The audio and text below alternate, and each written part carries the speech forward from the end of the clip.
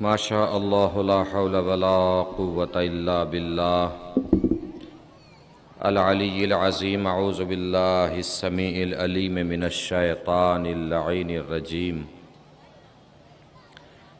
بسم اللہ الرحمن الرحیم. الحمد للہ رب العالمین. الصلاة والسلام علی اشرف الاولین والآخرین خاتم النبیین شفیع المذنبین رحمة للعالمین. الملقب بطٰہٰ و یاسین مولانا مولا الثقلین سید الکونین امام القبلتین جد الحسن والحسین بالقاسم محمد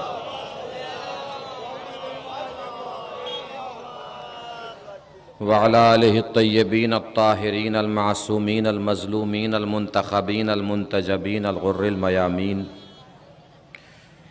ولعنت اللہ علی اعدائہم اجمعین من الآن الى قیام یوم الدین. اما بعد فقد قال اللہ الحکیم فی القرآن الکریم. بسم اللہ الرحمن الرحیم. هو الذی بعث فی الامیین رسولا منہم یتلو علیہم آیاتہ ویزکیہم ویعلمہم الکتاب والحکمہ وَإِن كَانُوا مِن قَبْلُ لَفِي ضَلَالٍ مُبِينٍ. صلوات پڑھیں بر محمد و آلہ.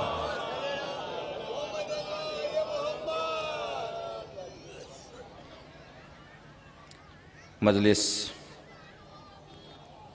سالانہ مجالس کے عنوان سے آپ مسلسل مجالس سماعت فرما رہے ہیں.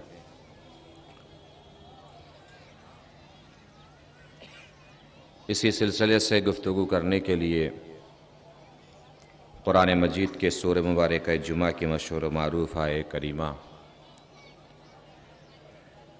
جس آیہ کریمہ میں پروردگار عالم نے ذکر رسالت بھی فرمایا ہے، ذکر امامت بھی فرمایا ہے. امامت کا تذکرہ اس لیے میں نے چھیڑا چونکہ یہ جو وقت چل رہا ہے ماہ شعبان المعظم کے آخری ایام ہیں اور ابھی ولادت امام آخر اجل اللہ تعالی فرجہ الشریف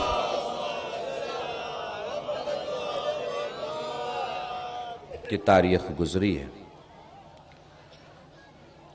تو امامت کے سلسلے سے تھوڑی سی گفتگو کرنا ہے. آغاز ایسے ہی کرنا ہے جیسے پروردگار عالم نے سورہ جمعہ میں کیا ہے.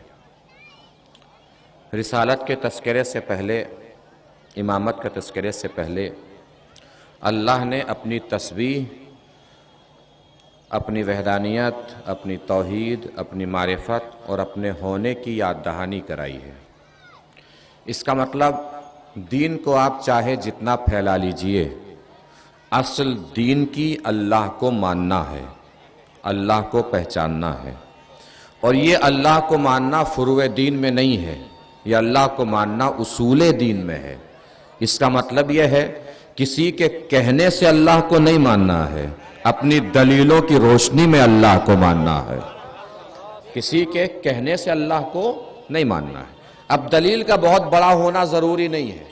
اگر چھوٹی سی بھی دلیل آپ کے پاس ہو جو اللہ تک آپ کو پہنچا دے تو وہ دلیل کافی ہے.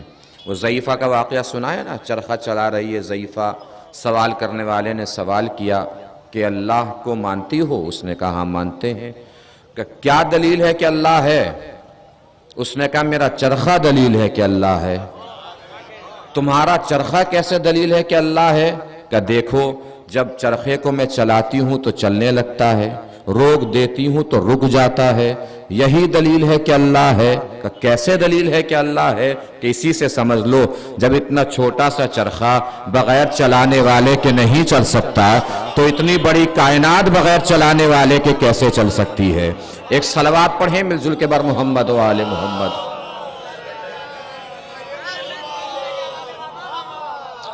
تو پہلے ماننا ہے کہ وہ ہے، پہلے ماننا ہے کہ وہ ہے. جب یہ مان لیا کہ وہ ہے پھر یہ ماننا ہے کہ وہ ایک ہے. کیا ماننا ہے؟ وہ ایک ہے. امام رضا علیہ السلام کے پاس ایک شخص آیا اور آ کر بولا کہ 2 خدا ہو سکتے ہیں۔ مولا نے پوچھا 2 خدا کیسے ہو سکتے ہیں؟ کہ آپ ہی تو کہتے ہیں اللہ قادر ہے۔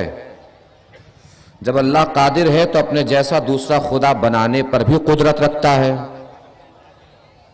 اگر وہ قادر ہے تو 2 خدا ہو سکتے ہیں، چونکہ اگر قدرت رکھتا ہے ہر شے پر وہ، تو اپنے جیسا دوسرا خدا بھی بنا سکتا ہے۔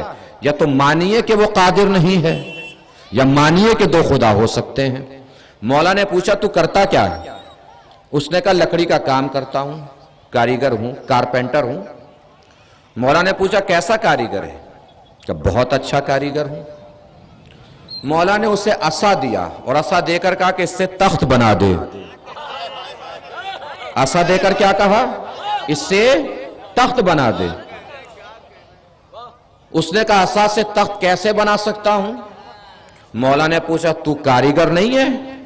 کہوں کہ پھر اچھا کاریگر نہیں ہے؟ کہ اچھا کاریگر بھی ہوں، تو پھر لے عصا تخت بنا۔ یا تو مان کہ تو اچھا کاریگر نہیں ہے، یا پھر عصا سے تخت بنا کے دکھا۔ اس نے کہا میں تو اچھا کاریگر ہوں، مگر عصا میں صلاحیت نہیں ہے کہ تخت بن جائے۔ مولا نے فرمایا تو نے اپنے سوال کا خود ہی جواب دے دیا۔ اللہ تو قادر ہے، مگر کسی اور میں صلاحیت نہیں ہے کہ وہ دوسرا اللہ بن جائے۔ ایک صلوات پڑھیں مل جل کے بر محمد و آل محمد۔ تو پہلے ماننا ہے کہ وہ ہے، پھر یہ ماننا ہے کہ وہ ایک ہے۔ جب اس کو مان لیا تو اب ان سب کو ماننا ہے جن جن کو وہ خدا منوائے۔ اور ان کو خدا نے کیسے منوایا؟ هو الذی بعث فی الامیین رسولا منہم یتلو علیہم آیاتہ ویزکیہم ویعلمہم الکتاب والحکمہ وان کانوا من قبل لفی ضلال مبین وآخرین منہم لما یلحقوا بہم وہو العزیز الحکیم۔ واللہ وہ ہے جس نے رسول کو مبعوث کیا، اور صرف ایک رسول کو مبعوث نہیں کیا، 313 رسول اسی نے مبعوث کیے۔ توجہ دیجئے گا عزیزو، 313 رسول اسی نے بھیجے ہیں، اسی نے مبعوث فرمائے ہیں۔ کیا کہہ کر مبعوث فرمائے 313 رسول؟ تلک الرسل فضلنا بعضهم علی بعض، ان رسولوں میں ہم نے بعض کو بعض پر فضیلت دی ہے۔ فضلنا کہہ کر اللہ نے اعلان کیا کہ فضیلت جب بھی دیتے ہیں ہم دیتے ہیں۔ تو جب اس کا مطلب یہ بات طے ہے کہ فضیلت اللہ ہی دیتا ہے، تو اسی اللہ کا تمہیں واسطہ ہے کہ اس کو افضل مانا کرو جسے اللہ نے افضل بنایا ہے۔ جسے اللہ نے افضل بنایا اسی کو افضل ماننا چاہیے۔ اور اب ایک نزاکت محسوس کیجئے گا جہاں تک میں لے کر آیا ہوں آپ کو۔ 313 رسول اسی نے مبعوث فرمائے، اور کیا کہہ کر مبعوث فرمائے؟ ان رسولوں کو ہم نے بعض کو بعض پر فضیلت دی۔ یعنی اللہ نے 313 رسول مبعوث فرما کر اعلان کیا کہ 313 کے 313 رسول برابر نہیں، یہ 313 کے 313 رسول برابر نہیں۔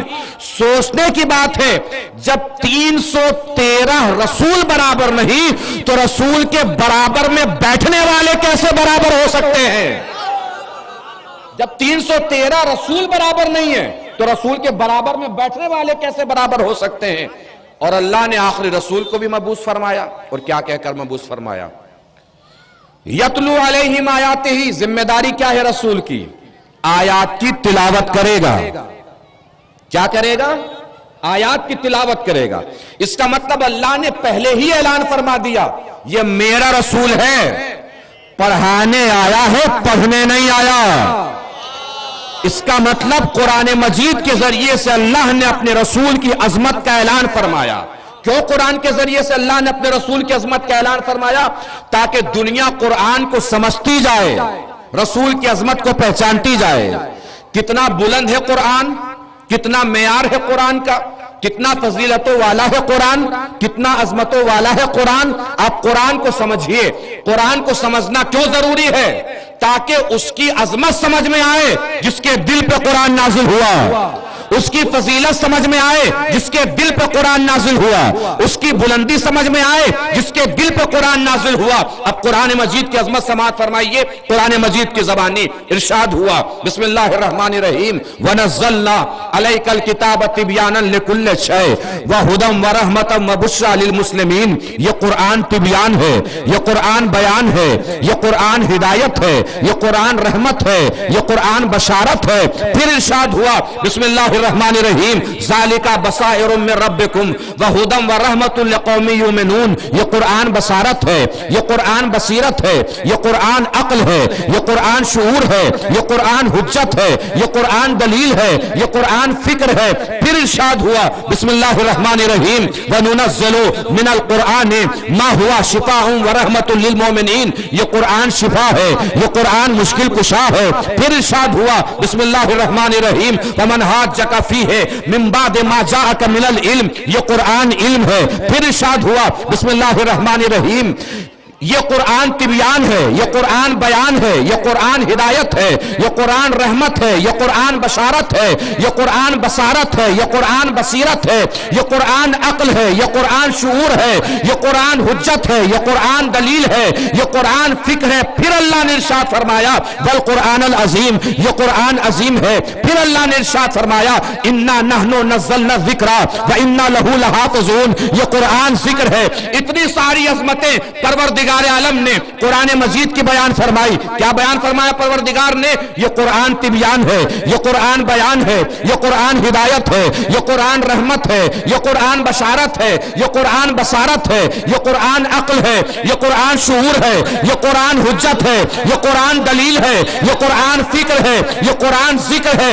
اب اللہ ارشاد فرما رہا ہے قرآناً عربیاً غیر ذی عوج، اس قرآن میں کسی طریقے کا عیب نہیں ہے۔ مجھے ایمانداری سے بتائیے، میں ممبر پر آؤں اور معاذ اللہ ثم معاذ اللہ ثم معاذ اللہ قرآن میں کوئی عیب نکالنا شروع کروں، آپ مجھے ممبر سے کھینچنے لیں گے؟ کیا کہیں گے؟ کافر ہو گیا، مسلمان نہیں رہا۔ توجہ ہی نہیں فرمائی آپ نے۔ سوچنے کی بات ہے، جب قرآن میں عیب نکالنے والا رہتا تو جس کے دل پہ قرآن نازل ہوا اس میں عیب نکالنے والا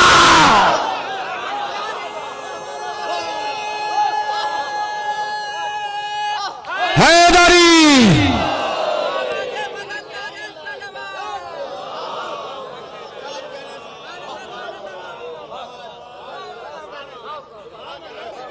محسوس فرما رہے ہیں؟ یہ قرآن مجید کی بلندی، قرآن مجید کی زبانی۔ اب اس کی زبانی قرآن مجید کی بلندی سماعت فرمائے جس کے دل پہ قرآن نازل ہوا۔ حضور اکرم صلی اللہ علیہ وآلہ وسلم نے ارشاد فرمایا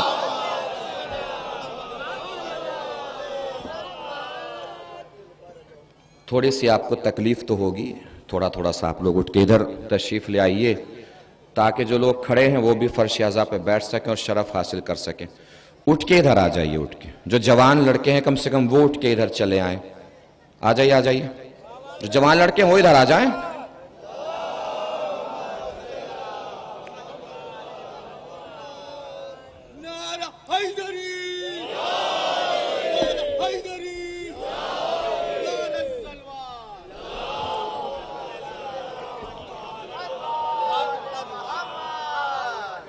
جس کے دل پہ قرآن نازل ہوا وہ مرسل اعظم ارشاد فرما رہے ہیں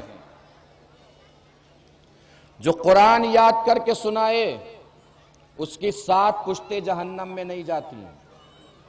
یہ نبی نے فرمایا جو قرآن یاد کر لے اور یاد کر کے سنا دے، نہ اس کا باپ جہنم میں جائے گا، نہ اس کا دادا جہنم میں جائے گا، نہ اس کا پردادا جہنم میں جائے گا۔ اس کے آگے کے رشتوں کا آپ خود حساب لگاتے رہیے۔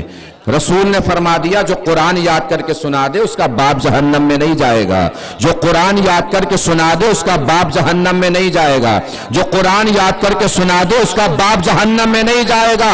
ہمیں دنیا والوں سے شکوہ یہی تو ہے، شکایت یہی تو ہے، گلہ یہی تو ہے کہ دنیا کو یہ تو سمجھ میں آ جاتا ہے کہ جو قرآن یاد کر کے سنائے اس کا باپ جہنم میں نہیں جائے گا، تو یہ سمجھ میں کیوں نہیں آتا وہ باپ کتنا بڑا ہوگا جس کا بیٹا پیدا ہوتے ہی توریت بھی سنائے، زبور بھی سنائے، انجیل بھی سنائے، قرآن بھی سنائے۔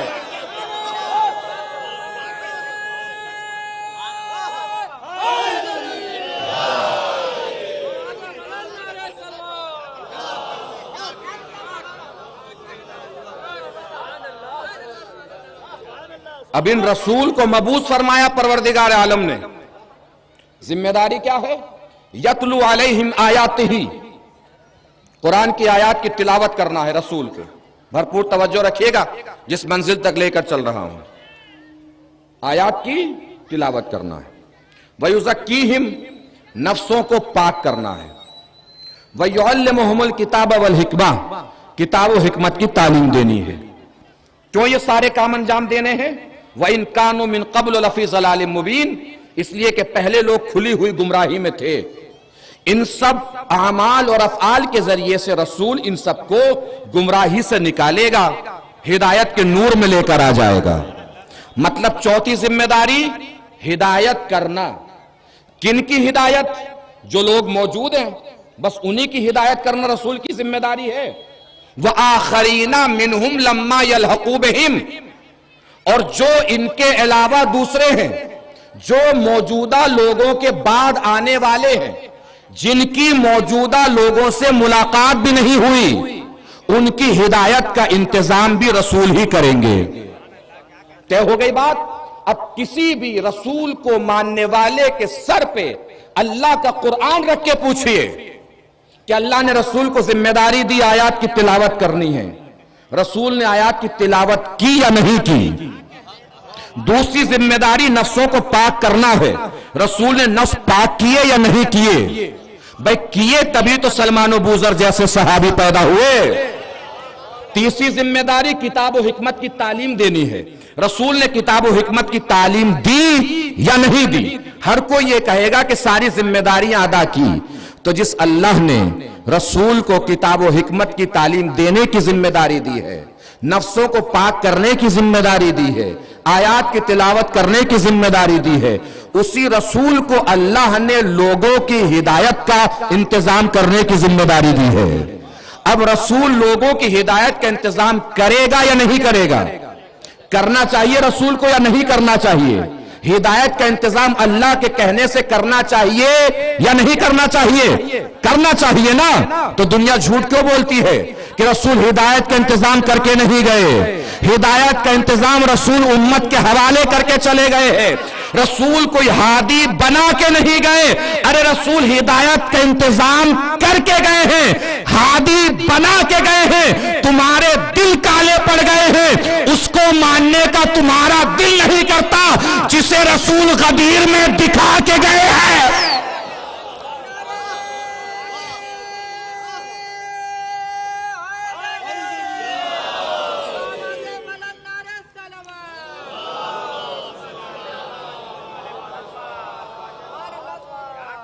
رسول ہدایت کا انتظام کر کے گئے، اس لیے کہ حضور اکرم پر ختم نبوت و اختتام رسالت ہے، اختتام ہدایت نہیں ہے. بھرپور توجہ رکھیے گا.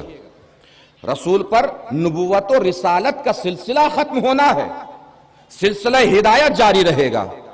اب رسول کے بعد سلسلہ ہدایت کس منصب کے عنوان سے جاری رہنے والا ہے؟ امامت چلتی رہے گی، ولایت چلتی رہے گی، خلافت بھی چلتی رہے گی. یہ تینوں ایسے منصب ہیں جنہیں رسول کے بعد جاری رہنا ہے، امامت بھی، ولایت بھی، خلافت بھی. اب آئیے، یہ تینوں منصب ایسے ہیں کہ جتنے بھی اسلامی فرقے ہیں سارے فرقے تینوں منصب کو مانتے ہیں. خلافت بھی سب کے ہاں ہے، ولایت بھی سب کے ہاں ہے، امامت بھی سب کے ہاں ہے. مگر اوروں میں اور ہم میں ایک باریک اور خوبصورت سا فرق ہے. اوروں کے ہاں امام الگ ہوتا ہے، ولی الگ ہوتا ہے، خلیفہ الگ ہوتا ہے. ہمارے ہاں جو امام ہے وہی ولی ہے، وہی خلیفہ ہے. اب کسی سے پوچھئے کہ آپ کے ہاں خلافت ہے، وہ کہے گا جی بالکل ہے. خلافت ہے، کہے گا بالکل ہے. پوچھئے کتنے خلیفہ ہیں، وہ آپ کو بتائے گا 4 ہیں. کون کون؟ نام بتا دے گا. نام اپنے اپنے ذہنوں میں آپ سوچ لیجئے کیا کیا نام ہے. اور ہر مسجد کی دیوار پہ لکھے رہتے ہیں، چھپانے والی کون سی بات ہے؟ ہر مسجد کی دیوار پہ لکھے ہوتے ہیں. چراغو، مسجدو، محرابو، منبر لکھا ہوتا ہے نا، دیکھا ہوگا آپ نے مسجدوں پہ. چراغو، مسجدو، محراب و منبر. چاروں خلفاء کے نام نیچے لکھے ہوں گے. ایک نام چراغ کے نیچے، ایک نام مسجد کے نیچے، ایک نام محراب کے نیچے. اب سن کے بتائیے کہ جونپور سن رہا ہے، اور محسوس کیجئے گا میں پڑھ کے بتا رہا ہوں کہ جونپور میں پڑھ رہا ہوں، آپ کو سن کے بتانا ہے کہ جونپور میں سن رہے ہیں. کیا کیا لکھا ہوتا؟ چراغو، مسجدو، محراب و منبر. چار لفظ ہے نا، چار ہی نام نیچے لکھے ہوتے ہیں. ایک نام چراغ کے نیچے، ایک نام مسجد کے نیچے، ایک نام محراب کے نیچے. ضرورت شعری کی وجہ ہی سے صحیح، جہاں اوپر منبر لکھا ہوتا ہے وہی نیچے حیدر لکھا ہوتا ہے. جہاں نیچے اوپر منبر لکھا ہوتا ہے وہی نیچے حیدر لکھا ہوتا ہے. آپ نے شاید ابھی توجہ نہیں فرمائی. 1400 سال گزر گئے، دنیا والوں نے علی کا سب کچھ چھین لیا، تخت چھین لیا، تاج چھین لیا، حکومت چھین لی، مگر 1400 سال گزر گئے، دنیا مل کے بھی علی سے علی کا منبر نہ چھین سکے.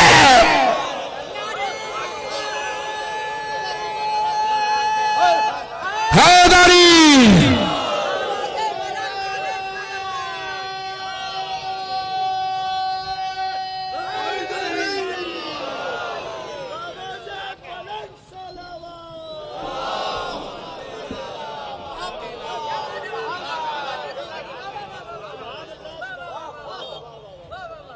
لیکن بات کو مختصر کرتے ہوئے اور سمیٹتے ہوئے بس ایک جملہ عرض کرنا ہے. جس رسول کی شریعت پر عالم اسلام عمل کرتا ہے، اسی رسول کی قسم کھا کر بتا رہا ہوں کہ رسول 4 خلیفہ نہیں 12 خلیفہ چھوڑ کر گئے ہیں. یہ جو 15 شعبان میں 12ویں امام کی ولادت تھی، یہی تو 12ویں خلیفہ ہیں. اب کسی سے کہیے کہ آج 12ویں خلیفہ کی ولادت ہے، وہ تو دائیں بائیں جھانکے گا. زندگی بس سنے ہی 4 خلیفہ ہیں. رسول 4 نہیں 12 خلیفہ چھوڑ کر گئے ہیں. اور قرآن مجید کی آیت گواہ ہے. بسم اللہ الرحمن الرحیم. وَلَقَدْ أَخَذَ اللَّهُ مِيثَاقَ بَنِي إِسْرَائِيلَ وَبَعَثْنَا مِنْهُمْ 12 نَقِيبًا. اللہ نے بنی اسرائیل سے عہد و پیمان لیا اور بنی اسرائیل میں سے 12 سردار منتخب کیے. رسول نے آیت کی تلاوت فرمائی. لوگوں نے پوچھا یا نبی اللہ یہ تو بنی اسرائیل کی بات ہے، ہمارے سامنے کیوں تلاوت فرما رہے ہیں؟ رسول نے فرمایا اس لیے تلاوت کر رہا ہوں اس آیت کی، چونکہ میں بھی تمہارے درمیان اپنے بعد 12 وصی چھوڑ کر جاؤں گا، 12 خلیفہ چھوڑ کر جاؤں گا، 12 امام چھوڑ کر جاؤں گا. اور معلوم ہے آپ کو علامہ محدث دہلوی کی 2 کتابیں بڑی مشہور ہیں. ایک ان کی فتووں کی کتاب ہے فتاوی عزیزیہ، ایک ان کی تفسیر کی کتاب ہے تفسیر فتح العزیز، جو تفسیر عزیزیہ کے نام سے مشہور ہے. اس تفسیر میں اس آیت کی تفسیر میں علامہ محدث دہلوی نے بھی یہ روایت بیان کی ہے جو میں نے آپ کو سنائی ہے. اب یہاں سے لے کے اور وہاں تک جو لوگ بیٹھے ہیں وہ بھی، جو لوگ کھڑے ہیں وہ بھی، جتنی بلندی پہ جا کر سنا آپ نے میں نے دیکھا. لیکن اس جملے کے بعد آپ میں ہر فرد کے اٹھے ہوئے ہاتھ، بولتی ہوئی زبانیں میری خطابت کو داد نہیں، اپنے اپنے عقیدہ امامت کو سلام ہوگا. جس کو اپنے عقیدہ امامت پر جتنا بھروسہ ہے اتنی طاقت سے بتائے گا، اتنے حوصلے سے بتائے گا. پوری طاقت سے پڑھنے جا رہا ہوں، پوری طاقت سے یہاں بیٹھے ہوئے اور کھڑے ہوئے ہر عزادار کو میری آواز میں آواز ملا کے جواب دینا ہے. علامہ محدث دہلوی آگے لکھتے ہیں، روایت کو مکمل کیے دیتا ہوں کہ آگے حضور نے فرمایا میں اپنے بعد تمہارے درمیان 12 خلیفہ چھوڑ کر جاؤں گا، 12 وصی چھوڑ کر جاؤں گا، 12 نائب چھوڑ کر جاؤں گا، 12 امام چھوڑ کر جاؤں گا، 12 جانشین چھوڑ کر جاؤں گا، 12 خلیفہ چھوڑ کر جاؤں گا. اور وہ 12 کے 12 ایک خاندان سے ہوں گے، ایک نسل سے ہوں گے، ایک قبیلے سے ہوں گے، ایک گھر سے ہوں گے. ارے تو 12 چھوڑ 4 دکھا دے جو ایک خاندان سے ہو.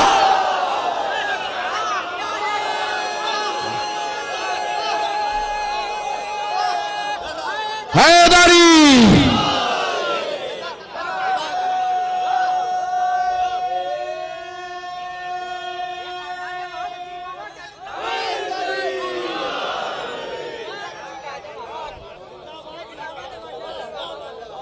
ارے 12 چھوڑو 4 دکھاؤ جو ایک خاندان سے ہو، ایک قبیلے سے ہو، ایک نسل سے ہو، ایک گھر کے ہو۔ اگر نہ ملے تو ہمارے پاس آؤ، ہم دکھاتے ہیں 12 کے 12 ایک خاندان کے، 12 کے 12 ایک قبیلے کے، 12 کے 12 ایک گھر کے، 12 کے 12 ایک نسل کے۔ ارے 12 کے 12 ایک نسل کے ہیں، دلیل اس بات کی یہ ہے کہ پہلے پر بھی صدقہ حرام ہے، آخری پر بھی صدقہ۔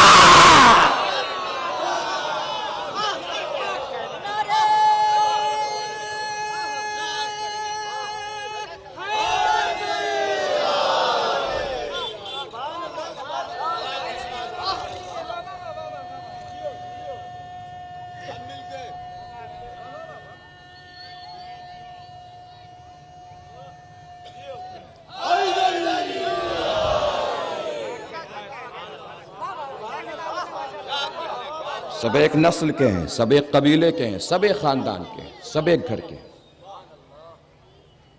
ہم جن کو مانتے ہیں سب ایک گھرانے کے ہیں، اسی لیے ہم پر الزام بھی لگتا ہے کہ یہ موروثی خلافت کے قائل ہیں۔ ہم سے کہا جاتا ہے ہمارے بارے میں کہ یہ موروثی یعنی وراثتی حکومت کے قائل ہیں، وراثتی خلافت کے قائل ہیں۔ یہ بات ذہن سے نکال دیجئے کہ ہم وراثتی حکومت و خلافت کے قائل ہیں۔ ہم علی کو امام اس لیے نہیں مانتے، صاحبان ادب تشریف فرما ہے، محسوس فرمائیں گے۔ ہم علی کو امام اس لیے نہیں مانتے کہ علی رسول کے بھائی تھے، بلکہ ہم علی کو امام اس لیے مانتے ہیں کہ امامت جستی ہی علی پر ہے۔ اب خود سوچ کے دیکھیے نا کہ میدان میں علم چھوڑ کے بھاگنے والے پر امامت جچے گی یا پتھر پہ علم گاڑنے والے پر امامت جچے گی؟ یہ خود ہی سوچ سکتے ہیں نا، خود ہی سمجھ سکتے ہیں۔ اور ہم اہل بیت کے در کے فقیر ہیں، ہم رشتوں سے کبھی عظمتیں نہیں گھٹاتے بڑھاتے۔ ہمیں معلوم ہے کہ رشتوں کی وجہ سے اسلام میں یہ معیار ہے ہی نہیں۔ ان اکرمکم عند اللہ اتقاکم، تم میں سب سے بزرگ اور بڑا وہی ہے جو بڑا متقی ہے، بڑا پرہیزگار ہے۔ رشتوں کی وجہ سے عظمتیں اسلام میں نہیں بڑھتی۔ رشتوں کا تو اعلان پروردگار نے قرآن مجید میں فرمایا ہے،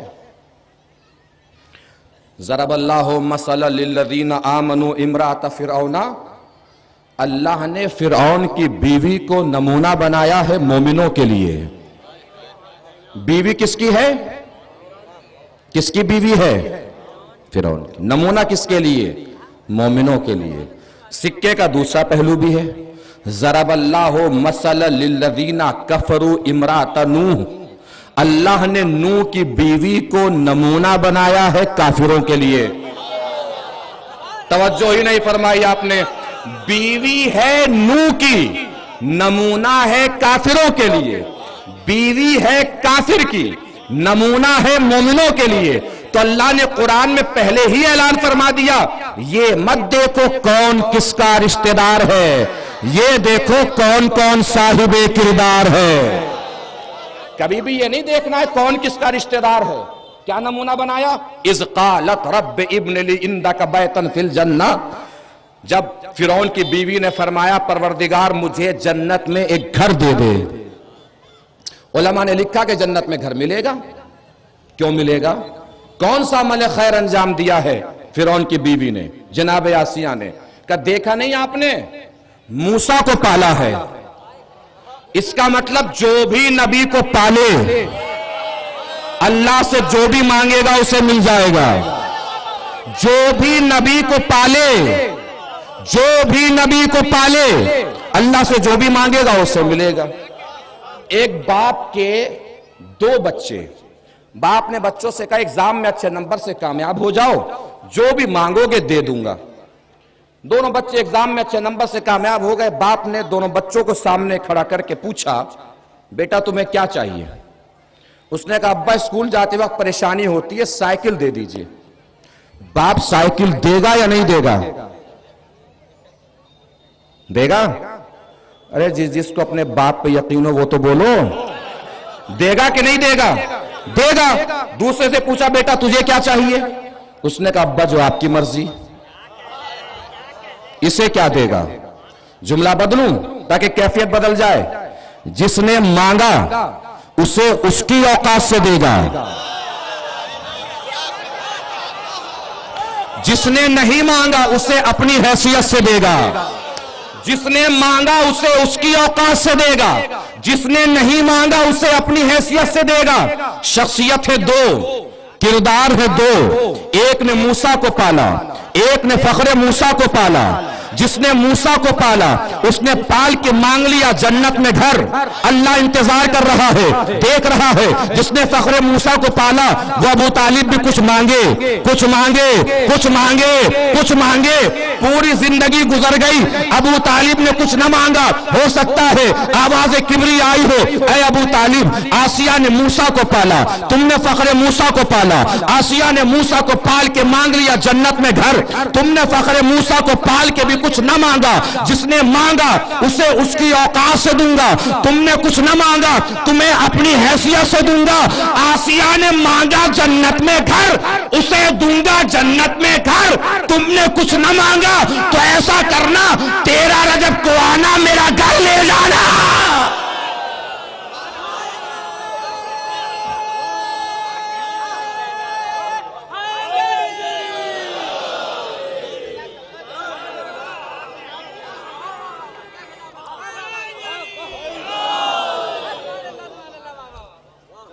فرما رہا ہے تو رسول کے بعد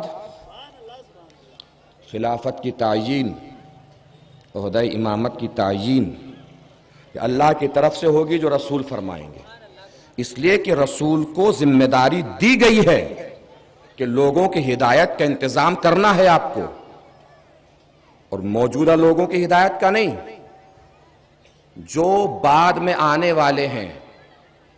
وَإِن كَانُوا مِن قَبْلُ لَفِي ضَلَالٍ مُبِينٍ وَآخَرِينَ مِنْهُمْ لَمَّا يَلْحَقُوا بِهِمْ، ان کے بعد جو آنے والے ہیں جن کی ان سے ملاقات بھی نہیں ہوئی ہے، ان کی ہدایت کا انتظام بھی آپ ہی کو کرنا ہے۔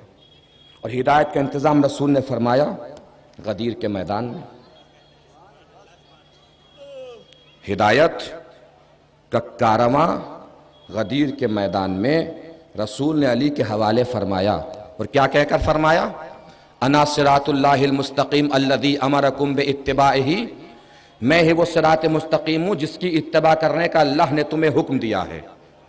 ثم علی من بعدی، پھر میرے بعد تمہیں علی کی اتباع کرنی ہے۔ ثم ولدی من صلبہ، پھر علی کے بعد میری ان اولاد کی اتباع کرنی ہے جو علی کے صلب سے آنے والی ہے۔ رسول پورا سلسلہ منوا کے گئے ہیں غدیر کے میدان میں، اور علی کو تو دکھا کے منوایا ہے۔ غدیر میں جب رسول نے علی کو مولا بنا دیا تو ہماری کیا ذمہ داری ہے؟ علی کو مولا ماننا ہے، علی کو مولا ماننا ہے، علی کو مولا نہیں ماننا ہے، علی کو ہی مولا ماننا ہے، علی کو ہی مولا ماننا ہے۔ جو کہتا ہے نا کہ ہم ان کو ہی مانتے ہیں، ان کو ہی مان لیتے ہیں، ان کو ہی مان لیتے اور علی کو بھی مان لیتے ہیں، وہ علی کی محبت میں علی کو نہیں مانتا، اپنی ضرورت پوری کرنے کے لیے علی کو مانتا ہے۔ ہی اور بھی کا فرق جانتے ہیں کیا ہے؟ ہی اور بھی، جونپور ہے بڑا شہر ہے، یہاں پہ اصلی گھی کی دکانیں ہوں گی جونپور میں ہیں۔ میں گاؤں کا ہوں، چھولس میرا گاؤں ہے۔ مسئلہ معلوم ہے کہاں گڑبڑایا ہوا ہے؟ گھی آتا ہے اصلی گاؤں سے، گاؤں میں ہو نہیں رہا ہے، شہر میں کہاں سے ہو رہا ہے؟ اور دکان والے سے جا کے پوچھئے تمہارے پاس اصلی گھی ہے؟ وہ کہے گا جی یہاں نہیں ہے تو کہیں نہیں ملے گا۔ گاؤں میں ہو نہیں رہا جہاں سے آ رہا ہے، شہر میں کہاں سے ہو رہا ہے؟ ہوتا کیا ہے؟ 4 کلو گھی کا دکان والا لیتا ہے ڈبہ، کتنے کلو گھی کا؟ 4 کلو گھی کا۔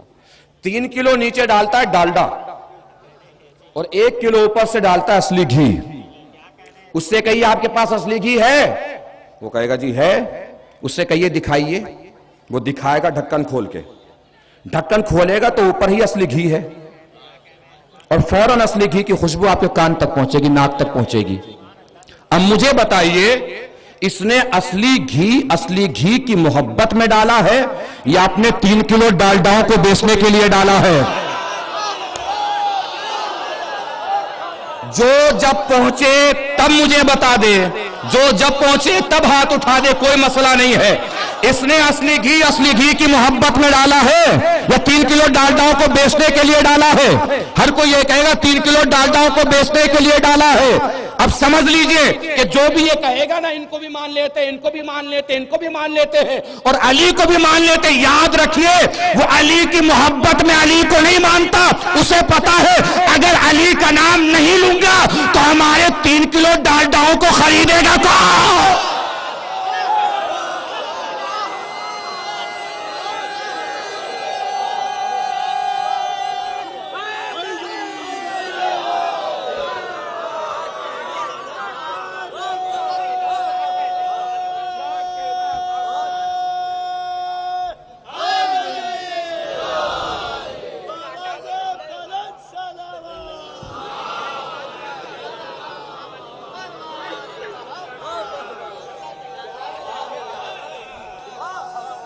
سلامت رہیے.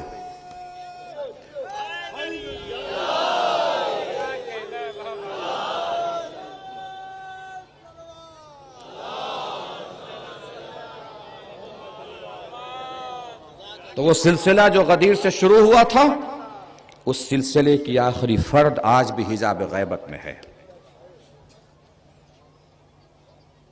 آپ عزادار ہیں، فرش عزا پہ بیٹھے ہیں. آپ کی ذمہ داری اوروں سے بہت زیادہ ہے، چونکہ آپ عزادار بھی ہیں، صاحب انتظار بھی ہیں. کسی کا انتظار کر رہے ہیں. اب انتظار کر رہے ہیں کسی کا، تو جو انتظار کرنے والا ہوتا ہے اس کے تو کردار سے پتہ چلتا ہے کہ انتظار کر رہا ہے. کسی کا انتظار ہو رہا ہے. ہماری ذمہ داری ہے اپنے کردار کو اس طریقے سے سنواریں اور سنبھالیں کہ ہم کہہ سکیں، اللہ کی بارگاہ میں دعا کر سکے، پروردگار امام آخر کا جب ظہور ہو تو ہمیں ان کے لشکر میں اور ان کی صف میں کھڑے کرنے کے قابل ہمیں بنا دے. آخری زمانہ چل رہا ہے. یہ آخری زمانہ میں کوئی زور خطابت یا زوم خطابت میں نہیں کہہ رہا ہوں. روایات سے ثابت ہے کہ آخری زمانہ ہے. جناب جابر بن عبداللہ انصاری سب اس نام سے واقف ہیں. کتنا معتبر نام ہے، خصوصاً ہمارے لیے. یہ ہمارا بچہ جانتا ہے. حدیث قصہ کی روایت جناب جابر سے ہے اور قبر امام حسین علیہ السلام کے سب سے پہلے زائر جناب جابر ہے. اب ان کا مرتبہ آپ سمجھ لیجئے. ہمارے پاس دین حاصل کرنے کے 2 ہی راستے ہیں، فضائل اہل بیت، مصائب اہل بیت. فضائل اہل بیت حدیث قصہ، مصائب اہل بیت کربلا. دونوں جگہ جناب جابر کا اہم کردار ہے. فضائل اہل بیت میں بھی جناب جابر کا اہم کردار ہے، مصائب آل محمد میں بھی جناب جابر کا اہم کردار ہے. خواب دیکھا جناب جابر نے. یہ وہ دور ہے جب مولا ظاہری طور سے برسر اقتدار ہے. مسجد کوفہ جناب جابر تشریف لے گئے، مولا سے خواب بیان فرمایا. خواب یہ ایسی چیز ہے، 2 چیزیں اسلام نے بہت اہم بیان کی ہیں جن کو ہر کسی سے نہ بیان کرنا چاہیے نہ ہر کسی سے پوچھنا چاہیے.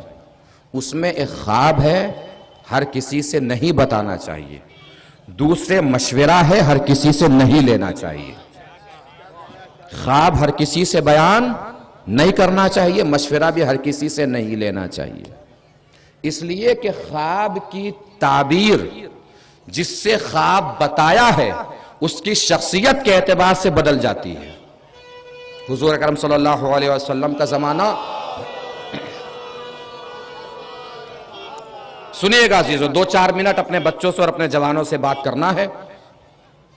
آج کی اس دن کا اور ان مجالس کا حق بھی ادا ہو جائے گا، اور انشاءاللہ ہو سکتا ہے کوئی تو ہو اس مجمع سے کہ جو ظہور امام کی تیاریاں شروع کرے. ایک خاتون نے خواب دیکھا کہ ایک قلعے میں ہے وہ، اور قلعے کا ستون گر گیا، ستون ٹوٹ گیا، اور ساری کی ساری چھت نیچے چلی آئی. اس کا شوہر سفر پہ گیا ہوا تھا. وہ رسول کے پاس پہنچی کہ یا نبی اللہ، ایسے ایسے میں نے خواب دیکھا ہے اور مجھے لگتا ہے کہ میرے شوہر مارا جائے گا، ستون ہی ڈھہ گیا ہے قلعے کا. حضور نے فرمایا نہیں، تیرا شوہر صحیح و سالم واپس آ جائے گا. دوسرے دن خواب دیکھا، پھر حضور کے پاس گئی، پھر یہی تعبیر ملی. تیسرے دن خواب دیکھا، پھر حضور کے پاس گئی، پھر یہی تعبیر ملی. اب ایک آدمی کنٹینیو خواب دیکھ رہا ہے تو جتنا پہلے دن وہ ڈری ہوگی اتنا دوسرے دن تو نہیں ڈری ہوں گی، جتنا دوسرے دن ڈری ہوں گی اتنا تیسرے دن نہیں ڈری ہوں گی. چوتھے دن اور ڈر کم ہو گیا. اس بار وہ جا رہی تھی، درمیان میں کوئی صاحب مل گئے. انہوں نے پوچھ لیا کہاں جا رہی ہوں؟ کہ خواب دیکھا ہے، حضور سے تعبیر پوچھنے جا رہی ہوں. کہ وہ تو میں بھی بیان کر سکتا ہوں. انہوں نے خواب بیان کیا، انہوں نے تعبیر وہی دی جو انہوں نے سوچا تھا کہ تمہارا شوہر مارا جائے گا. 3 دن سے تو یہی سن رہی تھی کہ شوہر نہیں مارا جائے گا، اور شوہر کی خیریت کی خبر مل جاتی تھی. چوتھے دن جب خواب دیکھا تو تعبیر انہوں نے دی کہ تمہارا شوہر مارا جائے گا، اور اتفاقاً شوہر کے مرنے کی خبر سفر سے آ گئی. حضور سے ملاقات کی کہ یا رسول اللہ، 3 دن آپ سے خواب بیان کیا تو بالکل شوہر صحیح و سالم رہے اور ان کی خیریت کی خبر ملتی رہی. چوتھے دن کسی اور سے بیان کر دیا تو تعبیر ہی الٹی انہوں نے بتا دی، اور شوہر صحیح و سالم بھی نہیں رہے، موت کی خبر مل گئی. حضور نے فرمایا خواب اہم نہیں ہوتا، جس سے خواب کی تعبیر لیتے ہیں وہ شخصیت اہم ہوتی ہے. اسی لیے خواب ہر کسی سے بیان نہیں کرنا چاہیے. انہوں نے خواب دیکھا. اب جناب جابر کا خواب سنیے اور میں اپنی بات تمام کرنے جا رہا ہوں. منظر ہیں کچھ جو جناب جابر نے دیکھے ہیں. پہلا منظر، مولا کائنات سے خواب بیان فرما رہے ہیں جناب جابر. پہلا منظر، جیسے آسمان سے بہت بڑا کپڑا لٹک رہا ہے، بہت بڑا کپڑا، اور لوگ اس کے اندر سے چھوٹا چھوٹا کپڑا کاٹ کے لے کے چلے جا رہے ہیں. وہ تعجب میں اور حیرت زدہ ہے کہ اتنے بڑے کپڑے میں سے اتنا چھوٹا چھوٹا کپڑا پھاڑ کے کیوں لے جا رہے ہیں، چھوٹا چھوٹا ٹکڑا لے کے کیوں جا رہے ہیں جبکہ کپڑا اتنا بڑا ہے. منظر بدلا. دوسرا منظر، 2 جانور ہیں. ایک جانور بالکل موٹا تازہ مضبوط جانور، دوسرا جانور کمزور.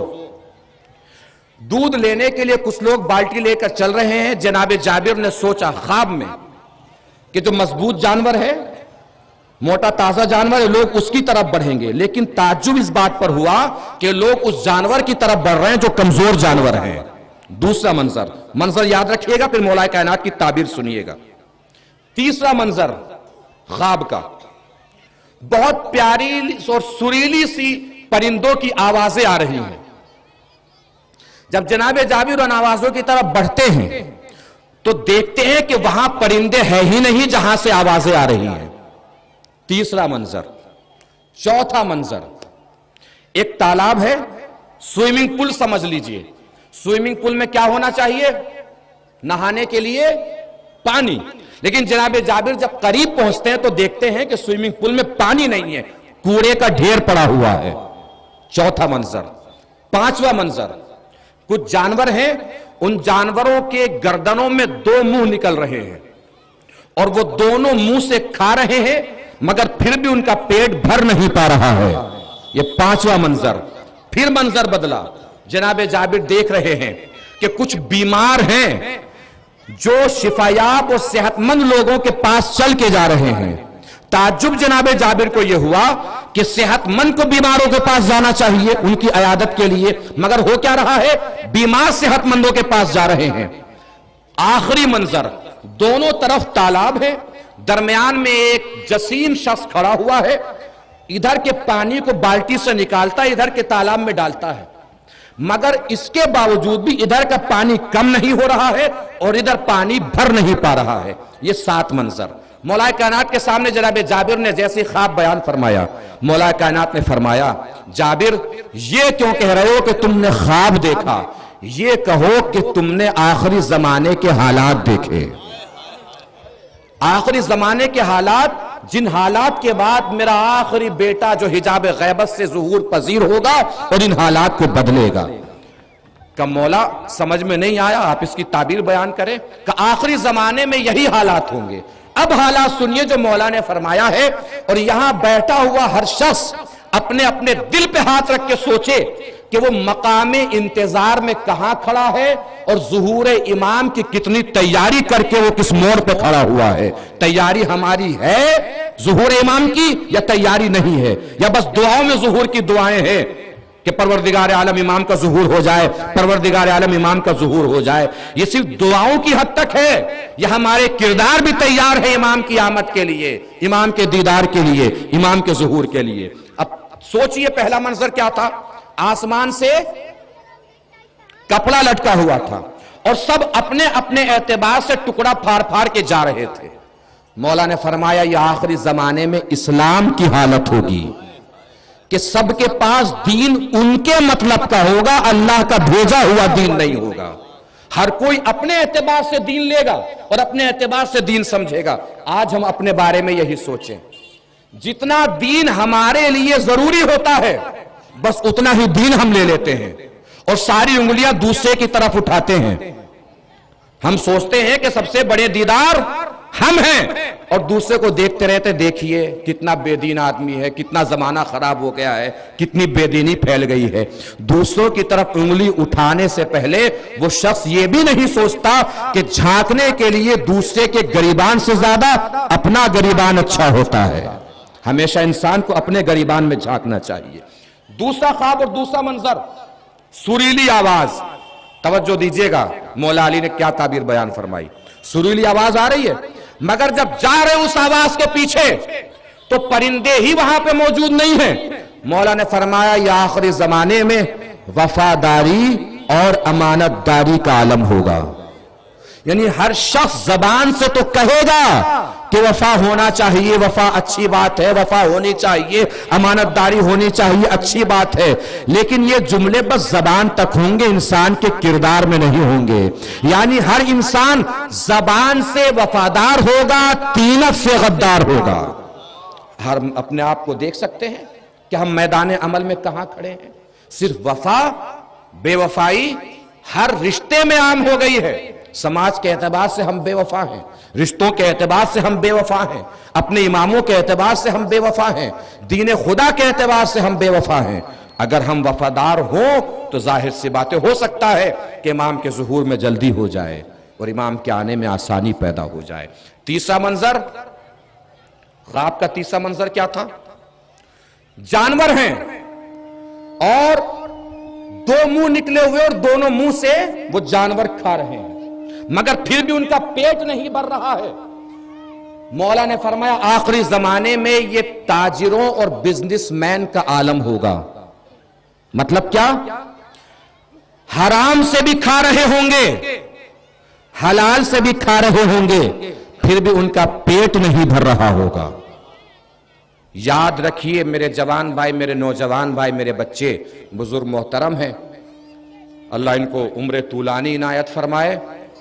میں جوانوں سے گفتگو کر رہا ہوں، ہمیشہ یاد رکھیے جس کے پیٹ کو حلال نہیں بھر سکتا اس کے پیٹ کو کبھی حرام بھی نہیں بھر سکتا۔ اور ہم یہ کہہ کے نہیں گزر سکتے کہ جی زمانہ ہی بدل گیا ہے، اب تو سب ایسے ہی کھا رہے ہیں۔ تو ہم کیا کریں؟ زمانے کے دل میں علی تھوڑے ہی ہے، علی آپ کے دل میں ہے۔ زمانے کے دل میں اہل بیت کی محبت نہیں ہے نا، اہل بیت کی محبت تو آپ کے دل میں ہے۔ زمانہ بدل گیا ہے، معلوم ہے ہمیں کہ زمانہ بدل گیا ہے، بہت بدل گیا ہے زمانہ۔ ایک درخت کے اوپر دو پرندے بیٹھے ہوئے، کبوتر بیٹھا ہوا ہے، ایک گدھ بیٹھا ہوا ہے۔ کون کون بیٹھا ہے؟ کبوتر اور گدھ۔ باز چلا شکار کرنے کے لیے، قریب پہنچا تو کبوتر نے گدھ سے کہا کہ اڑ جاؤ، باز آ رہا ہے۔ کس نے کس سے کہا؟ کبوتر نے گدھ سے کہا کہ اڑ جاؤ، باز آ رہا ہے۔ گدھ بولا کہ تم اڑو، میں تو حرام ہوں تم حلال ہو، میں حرام ہوں تم حلال ہو۔ اتفاقاً جب باز آ گیا تو گدھ ہی کو دبوچ کے لے گیا۔ کبوتر نے مسکرا کے آواز دی، میں پہلے ہی بول رہا تھا اڑ جاؤ، اس لیے کہ زمانہ بدل گیا ہے، اب نہ لوگ حرام کو دیکھتے ہیں نہ حلال کو دیکھتے ہیں۔ پتا ہے کہ زمانہ بدل گیا ہے، لیکن آپ کو زمانے کی وجہ سے نہیں بدلنا چاہیے، آپ کے دل میں اہل بیت کی محبت ہے، آپ کے اثر میں زمانے کو بدلنا چاہیے، زمانے کی وجہ سے آپ کو کبھی نہیں بدلنا چاہیے۔ اور چوتھا خواب کیا دیکھا؟ دو منظر، سوئمنگ پول یا تالاب، قریب گئے تو پانی کی جگہ کوڑا بھرا ہوا ہے۔ مولا نے فرمایا آخری زمانے کے علماء کا عالم ہوگا، علماء کا حال ہوگا، آوازیں پیاری ہوں گی، لہجہ خوبصورت ہوگا، لباس اچھا ہوگا، دیکھنے میں خوبصورت لگیں گے، لیکن جب قریب جائیں گے تو ان کے اندر نہ علم ہوگا نہ کردار ہوگا۔ یہ آخری زمانے کے علماء کا عالم ہوگا۔ پانچواں منظر کیا تھا؟ بیمار صحت یاب کے پاس جا رہے ہیں۔ مولا نے فرمایا یہ آخری زمانے کے دولت مندوں کا عالم ہوگا۔ دولت مند انتظار کرے گا کہ غریب ان کے دروازے پہ آئے، حالانکہ غریبوں کا حق کیا ہے؟ دولت مند اللہ نے جسے بھی دولت عنایت فرمائی ہے اس کے اوپر لازم اور ضروری ہے کہ غریبوں کو تلاش کرے، غریبوں کو ڈھونڈے اور غریبوں تک ان کا حق پہنچائے۔ سال بھر خرچ کرنے کے بعد اگر کسی کے پاس 10 روپیہ بھی بچتا ہے تو یاد رکھیے وہ 10 روپے کا بچا ہونا یہ بتا رہا ہے کہ ہمارے اوپر کسی غریب کا حق ضرور ہے۔ اب اس غریب کو ہم تلاش کریں، تلاش کر کے اس کے ہاں پہنچائیں، نہ کسی غریب کا انتظار نہیں کرنا چاہیے کوئی غریب ہمارے دروازے پر آئے، اور دروازے پر آئے تو پھر ہم سارے علاقے کو بتائیں کہ دیکھو ہم کتنے غریبوں کا چولہا جلا رہے ہیں، کتنے غریبوں کا گھر چلا رہے ہیں۔ اگر غریبوں کی مدد کر کے چوراہوں پہ کھڑے ہو کے ہم اپنی زبان سے اپنا عمل خیر بتاتے ہیں تو یاد رکھیے اللہ کے حساب خانے میں اور حساب نامے میں اور اعمال نامے میں وہ عمل خیر نہیں لکھا جاتا ہے۔ اس لیے کہ ہمیں کوئی بھی عمل خیر صرف اللہ کے لیے انجام دینا چاہیے، لوگوں کو دکھانے کے لیے انجام نہیں دینا چاہیے۔ یہ وہ الگ الگ منظر ہیں جناب جابر ابن عبداللہ انصاری کے خواب کے کہ جو میں نے آپ کو بتائے۔ اب مقام عمل میں دیکھیے کہ ہم کس جگہ کھڑے ہیں۔ کیا جس کے ظہور کی ہم دعا کر رہے ہیں ہم نے پوری طریقے سے ان کے راستے ہموار کر دیے ہیں کہ وہ تشریف لے آئیں، وہ آ جائیں؟ اگر نہیں کیے ہیں اب تک تو آئندہ ان کی راہوں کو ہموار کرنے کی کوشش کریں، پھر اللہ کی بارگاہ میں دعا کرتے ہوئے ہم اچھے لگیں گے کہ پروردگار عالم امام آخر کا ظہور جلد ہو جائے، امام آخر کا ظہور جلد ہو جائے۔ بس عزیزو، بات میری تمام ہو گئی، بات میری ختم ہوئی۔ توحید و رسالت و امامت سے جو تذکرہ شروع ہوا تھا وہ امام آخر کے ظہور کی تیاریوں پہ آ کر اس وقت کا ذکر تمام ہو رہا ہے۔ امام آخر تشریف لائیں گے، اکیلے نہیں آئیں گے، آسمان سے جناب عیسیٰ کا نزول ہوگا، جناب عیسیٰ بھی آئیں گے، نماز کا وقت ہوگا۔ امام آخر اپنے خاندانی اخلاقیات کا پاس و لحاظ رکھتے ہوئے فرمائیں گے کہ آپ بزرگ ہیں، آگے بڑھیے اور نماز پڑھائیے۔ جناب عیسیٰ اپنا منصبی فریضہ ادا کرتے ہوئے فرمائیں گے کہ میں لاکھ بزرگ ہوں مگر اس وقت آپ کا امتی ہوں، آپ آگے بڑھیے، نماز پڑھائیے۔ 1400 سال سے ہم دنیا کو یہی بتانے کی کوشش کر رہے ہیں، امامت کے سلسلے کا آخری امام جب کسی نبی کے پیچھے نماز نہیں پڑھ سکتا تو سلسلہ امامت کا پہلا امام کسی گنہگار امتی کے پیچھے کیسے نماز پڑھ سکتا ہے؟ یہ امامت کا سلسلہ ہے جس کا آغاز امام علی سے ہوا، اختتام امام غائب اور امام آخر پر ہوگا۔ آئیں گے وہ، تشریف لائیں گے۔ جیسے ہمیں انتظار ہے ان کے ظہور کا، ایسے ہی انہیں بھی انتظار ہے اپنے ظہور کا۔ روتے ہیں مولا، گڑ گڑاتے ہیں، آنسو بہاتے ہیں، بے چین رہتے ہیں، مضطرب رہتے ہیں۔ انہیں تو کئی انتظار ہیں، اور ان انتظار میں ایک انتظار انتقام خون حسینی کا بھی ہے۔ آپ کی آوازیں بلند ہوئیں، اللہ ان آوازوں پہ اپنی رحمت نازل فرمائے۔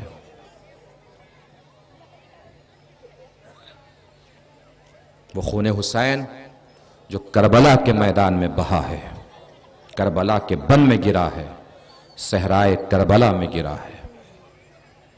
ابھی آپ زیارت فرمائیں گے، امام حسین علیہ السلام کے تابوت کی شبیہ کی زیارت فرمائیں گے۔ جب تابوت کی شبیہ کی زیارت فرمائیں تو آنکھوں میں آنسوؤں کا سیلاب ہونا چاہیے اس شبیہ تابوت کے استقبال کے لیے، چونکہ یہ تو شبیہ ہے، اس حسین کا تابوت کربلا کے بن میں تھا ہی نہیں، بے گور و کفن جنازہ پڑا ہوا تھا کربلا کے میدان میں۔ امام حسین علیہ السلام آپ دیکھیے، رخصت سے لے کے شہادت تک امام حسین علیہ السلام کو دیکھیے، دل پھٹنے لگے گا۔ امام حسین علیہ السلام آئے ہیں در خیمہ پر اور آواز دی ہے، اچھا میری ماں جائی خدا حافظ۔ رونے کے لیے جملہ کافی ہے کہ زینب تاریخ انسانیت کی اکیلی بہن ہے جس نے اپنے زندہ بھائی کو کفن پہنایا ہے۔ پرانا لباس پہن کے حسین نکلے ہیں۔ عزادارو تابوت کی زیارت کریں گے انشاءاللہ، جلد زیارت کریں گے، بس 2 جملوں میں مصائب تمام ہو جائیں گے۔ امام حسین نکلے ہیں خیمے سے، جناب زینب سے رخصت ہو کر، تو چھوٹی سی بچی سکینہ پیچھے پیچھے ہے۔ امام حسین گھوڑے پر سوار ہوئے، سکینہ ہاتھوں کو جوڑ کے کھڑی ہو گئی۔ بابا جا رہے ہیں؟ ہاں بیٹا جا رہا ہوں۔ کہا تو بابا ایک کام کر دیجئے، کہ بتاؤ بیٹا کیا کرنا ہے؟ کہا بابا میرے سر پہ ایسے ہاتھ رکھ دیجئے جیسے یتیموں کے سر پہ ہاتھ رکھا جاتا ہے، اس لیے کہ سکینہ کو پتا ہے جب کسی کا باپ مر جاتا ہے تو بچے یتیم ہو جاتے ہیں، جب بچے یتیم ہوتے ہیں تو ان کے سر پہ دست شفقت رکھا جاتا ہے۔ یہی وجہ امیر ابن مسلم کہتا ہے میں نے چھوٹی سی بچی کو دیکھا جس کے دامن میں آگ لگی ہوئی تھی، بچی ایک طرف دوڑے جا رہی تھی، میں نے بچی کو روک کے پوچھا بیٹا تم کس کی بیٹی ہو؟ اس بچی نے پلٹ کے عجب سوال کر لیا ہے شیخ اگر میں تجھے بتا دوں میں کس کی بیٹی ہوں تو تم میرے رخسار پہ تماچے تو نہیں مارے گا؟ کہ میں کیوں تماچے مارنے لگا؟ کہ اللہ جانے میرے بابا کہا کرتے تھے جب کسی کا باپ مر جاتا ہے تو بچے یتیم ہو جاتے ہیں، جب بچے یتیم ہوتے ہیں تو ان کے سر پہ دست شفقت رکھا جاتا ہے۔ اللہ جانے میں کیسی یتیم ہوئی، جب سے میرا بابا مرا جو بھی مجھے مل رہا ہے نا میرے رخساروں پہ تماچے مار مار کے مجھے مل رہا ہے۔ آپ کی آوازیں بلند ہیں، اللہ ان آوازوں پر رحمت نازل فرمائے۔ کوئی غم نہ دے سوائے غم کربلا کے۔ لیجیے عزادارو، بہن بھائی کی محبت کا تذکرہ سنا، باپ بیٹی کی محبت کا تذکرہ سنا، اب آخر میں بھائی بھائی کی محبت کا تذکرہ سن لیجیے۔ شبیہ تابوت کی زیارت فرمائیے گا۔ وہ لیجیے حسین میدان قتال میں پہنچے، گھوڑے سے گرے، شمر ملون بڑھا، سینے پہ سوار ہوا، خنجر کی ضربیں مارنا شروع کی۔ شام کے دربار میں یزید نے پوچھا اے شمر ذرا یہ تو بتا حسین آخری وقت میں کسے یاد کر رہے تھے؟ شمر نے بتانا شروع کیا جب میں نے پہلی زر ماری حسین اپنے خدا کو آواز دے رہے تھے، جب میں نے دوسری زر ماری حسین اپنے نانا کو پکار رہے تھے، جب میں نے تیسری زر ماری حسین اپنے بابا کو آواز دے رہے تھے، جب میں نے چوتھی زر ماری حسین اپنے بھیا کو پکار رہے تھے، جب میں نے پانچویں زر ماری حسین اپنے چاہنے والوں کو آواز دے رہے تھے۔ اس کے بعد میں جتنی ضربیں مارتا رہا حسین کے دہن سے بس ایک آواز نکل رہی تھی اماں یہی ہے نا، اماں یہی ہے نا۔ اس کے بعد میں نے دیکھا حسین کے بس لب ہل رہے ہیں، کچھ سنائی نہیں دے رہا ہے۔ میں نے جلدی سے سر کو قلم کیا، لبوں کو کان کے برابر میں لے کر آیا تو میں نے سنا حسین آواز دے رہے تھے اے بھیا عباس، اے بھیا عباس، اے بھیا عباس۔ عباس، ہو سکتا ہے حسین کا جنازہ، عباس کا جنازہ نہر فرات کے کنارے نیزوں اچھل رہا ہو۔ اے آقا زندگی میں مہلت نہ دی، ورنہ کس میں ہمت ہوتی جو آپ کے سینے پر سوار ہو جائے، کس میں ہمت ہوتی جو آپ کے سر کو قلم کر پائے، کس میں ہمت ہوتی جو خنجر آپ کی گردن پہ چلا پائے۔ ماتم حسین۔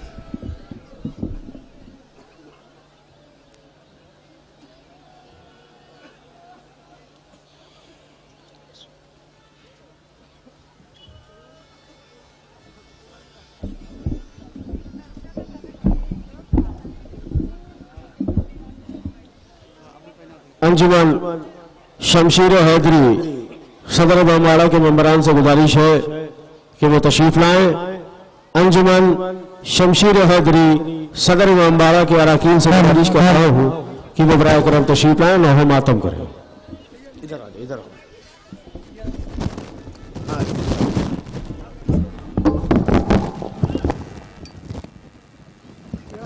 یا حسین یا حسین، کہتے تھے شہ والا عباس مجھے بھائی کہہ دو، ایک بار مجھے بھائی کہہ دو، کہتے تھے شہ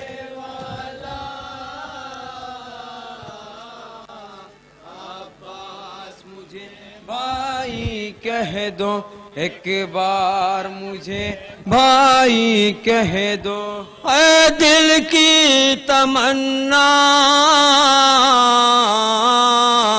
عباس مجھے بھائی کہہ دو، ایک بار مجھے بھائی کہہ دو، کہتے تھے شہ والا